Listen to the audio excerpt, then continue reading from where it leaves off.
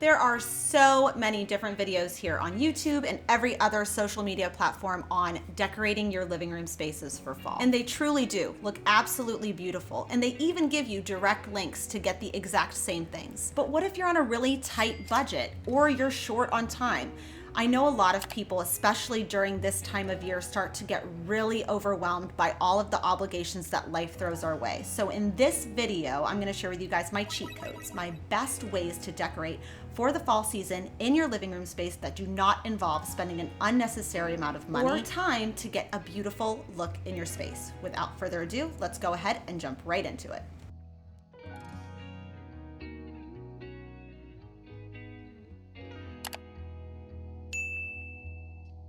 Of the 4 seasons, fall is definitely the time to really amp up the textiles, especially in your living room space. And that definitely does not mean any quick trips to Target that involve spending an unnecessary amount on different pillows and blankets. And actually, before you invest any money, even at the thrift store, you really need to figure out what you want the color palette in your living room space to be. So you need to consider what you already have and what you can potentially use.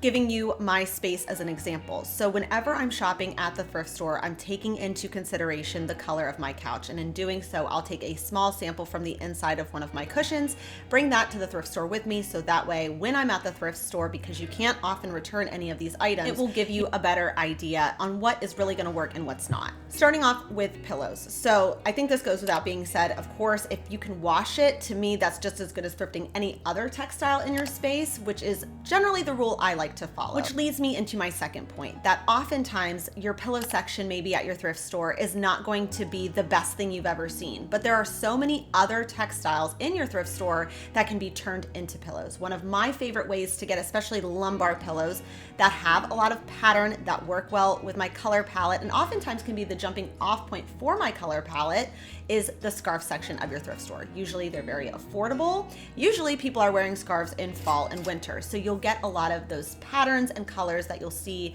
often through the Studio McGee line at Target or even through Pottery Barn, but in the form of a scarf. Another area I don't want you guys to forget about is the skirt section of your thrift store, because the sides are already done and generally you just have to sew off the top and the bottom. The next thing I like to do is take all of the things I think could work into a well-lit area of my thrift store, and I will compare and contrast what undertones are working well together, which ones are not. If I used this specific textile, what size pillow would I need?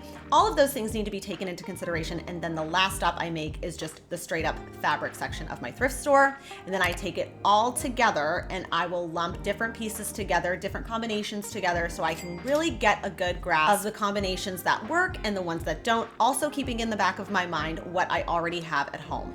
Ended up spending $10.75 to update the textiles in my living room space. Starting off with this scarf that was just $2, really became the jumping off point for a lot of the other selections that I made. Also really loved this fabric here that was just 75 cents. Again, a pattern, but still subtle enough that it's not overwhelming. Also in the fabric section of my thrift store, I found this fabric here. I was able to get so much of it for just $5.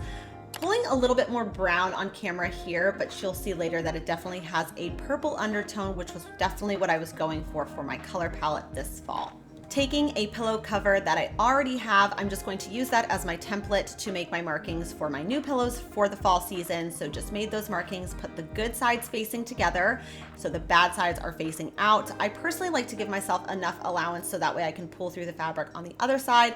I love my sewing machine. It is a Singer heavy duty. It's very beginner friendly. I'm not like Little Miss Seamstress over here, but I can make a pillow. I can make small items to really amp up the look of my space for fall without spending a ton of money.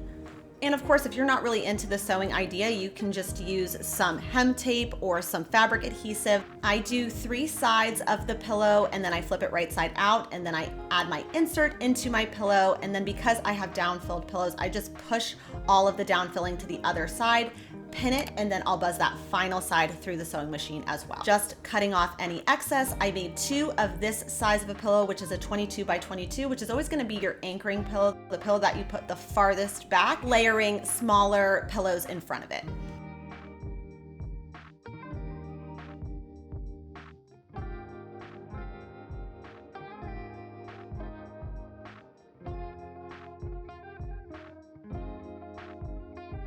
The only pillow I actually found in the pillow section was this one here. It was almost like this really beautiful camel color. And then when I flipped it over, it had this really undesirable situation on the back. So just took my scissors, made a small cut so then that way I could just pull that seam apart, remove the existing filling just because I prefer to use my own inserts instead.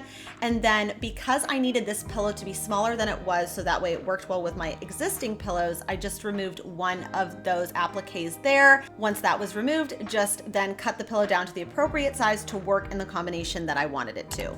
Again, turning the pillow now inside out, I'm just going to buzz it through my sewing machine, did the final side there, and then flipped it right side out, added my insert, and then again, we'll pin it and then close it off at the bottom. And I just kept repeating that exact same process over and over again to all of the thrifted textiles. Because I'm really just using inserts that I have out all year long and I'm just making new covers for them, it's a really great way to save space, but also change the look of your space for the season, but in a really affordable way. Again, I spent only $10.75 on all of these textiles to really change up the look for fall, and I think it looks so beautiful, but definitely on a budget.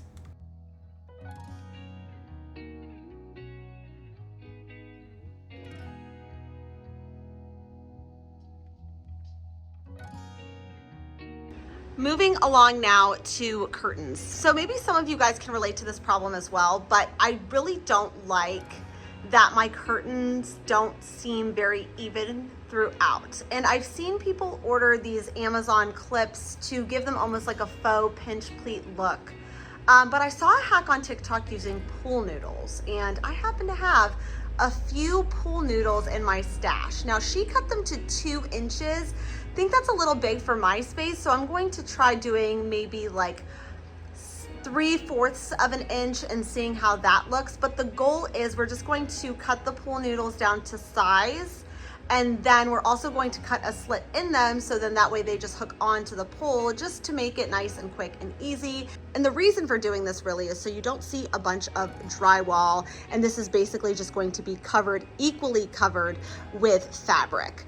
After I attached all of those sections onto my curtain rod, I then just taped them down so that way they would stay nice and in place where I wanted the pleats to be. In addition to that, totally optional, I just took my hair straightener and just really pressed in those seams so again it would stay that way. It's not going to be this major difference because again these are the exact same curtains, but it does add this sense of formalness to my living room space, and it only cost me 1 pool noodle. The last little trick for textiles I want to mention. So unfortunately for me, I never seem to find really beautiful blankets at the thrift store. That is something I will buy retail because I just don't find it secondhand that often. But one thing I will buy are little Afghans, ponchos, small scale, just decorative blankets that you can throw up on a decorative ladder or have spilling out of a basket. Those are really great ways and subtle ways to infuse that seasonality in your space if you are on a budget.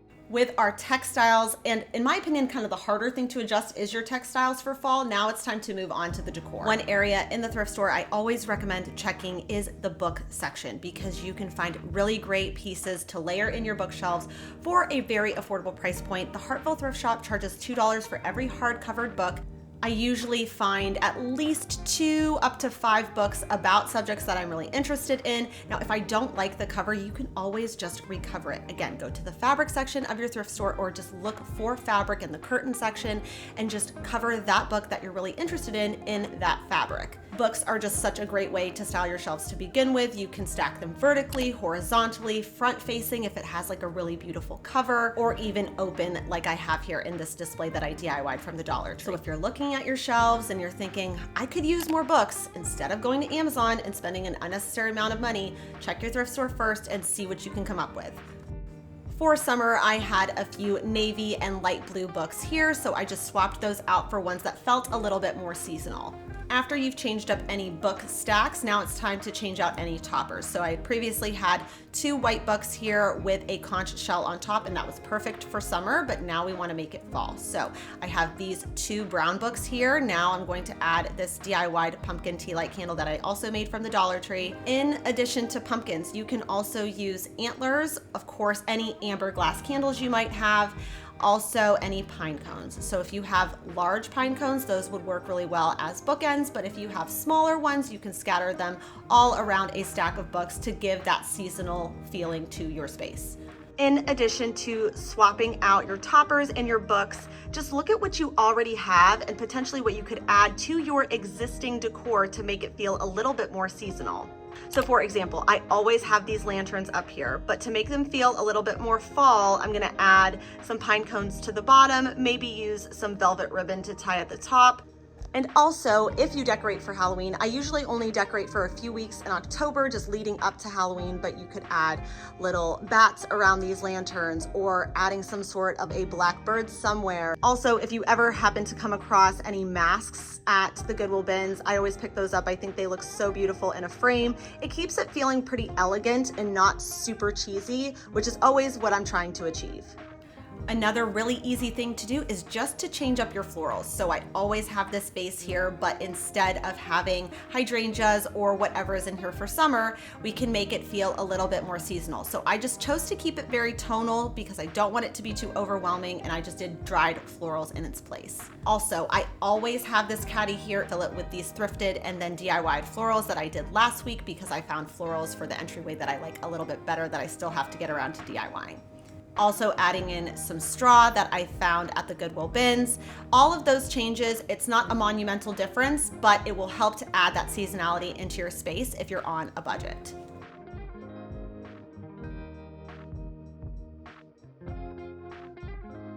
For styling your fireplace, I personally like to keep things feeling pretty minimal. I know some people like to do the garland, but that just feels a little busy for me. I've done that in the past and I always end up taking it down because I just really don't like how busy it feels. So I like to stick to basically 3 pieces I like to add. So if you're like me and you have your TV mounted on top of your mantle, here's what I like to do. This is basically a no fail. You're gonna grab a small, narrow vase, and that's gonna go on one side. The other side can either be a set of taper candles, or in this case, I saw this piece on Amber Interiors that I loved, but I'm not gonna pay $84 for that. So I had found this small little bowl. It's like a little terracotta bowl that I found at the Goodwill bins. And then I'm just going to take a drawer pull that I'm not using, flip it upside down, attach it to the inside of this little bowl, and that is gonna be my little makeshift incense holder. In the vase, I would either put branches, some sort of dried stems, or something again that just feels a little bit more seasonal. When it comes now to the opposite side of wherever you put the florals,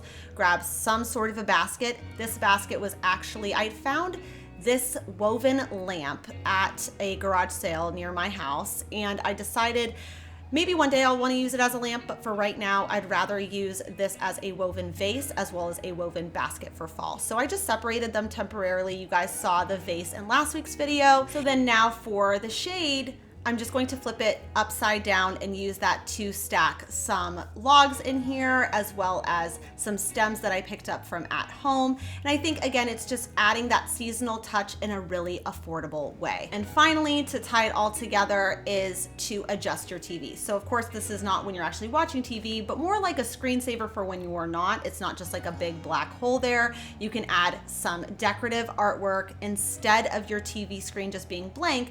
That's one way, and it oftentimes can be a free way to add a seasonal touch into your space.